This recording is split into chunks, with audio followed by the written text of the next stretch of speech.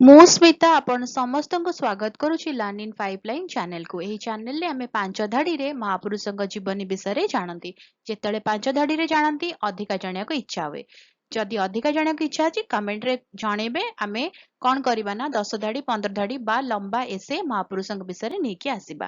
ତାହେଲେ ଆଜିର ଭିଡ଼ିଓରେ ଆମେ ଜାଣିବା ଆଉ ଜଣେ ମହାପୁରୁଷଙ୍କ ଜୀବନୀ ମାତ୍ର 5 ଧାଡ଼ିରେ। ଅରୁଣା ଆସଫ ଅଲି 16 ଜୁଲାଇ 1909 ମସିହାରେ ଜନ୍ମଗ୍ରହଣ କରିଥିଲେ। ସେ ଜଣେ ଭାରତୀୟ ଶିକ୍ଷାବିତ୍, ରାଜନୈତିକ କାର୍ଯ୍ୟକର୍ତ୍ତା ଥିଲେ। 1942 ମସିହାରେ ଭାରତ ଛାଡ଼ ଆନ୍ଦୋଳନ ସମୟରେ ବମ୍ବେର ଗ୍ୱାଲିୟର ଟ୍ୟାଙ୍କ ମୈଦାନରେ ଭାରତୀୟ ଜାତୀୟ ପତାକା ଉତ୍ତୋଳନ କରିଥିଲେ। ସ୍ୱାଧୀନତା ପରେ ସେ ରାଜନୀତିରେ ସକ୍ରିୟ ରହି ଦିଲ୍ଲୀର ପ୍ରଥମ ମେୟର ହୋଇଥିଲେ। ସେ 29 ଜୁଲାଇ 1996 ମସିହାରେ ମୃତ୍ୟୁବରଣ କରିଥିଲେ। ରହୁଛି, ଦେଖା ହବ ଆଗାମୀ ଭିଡ଼ିଓରେ। ନମସ୍କାର।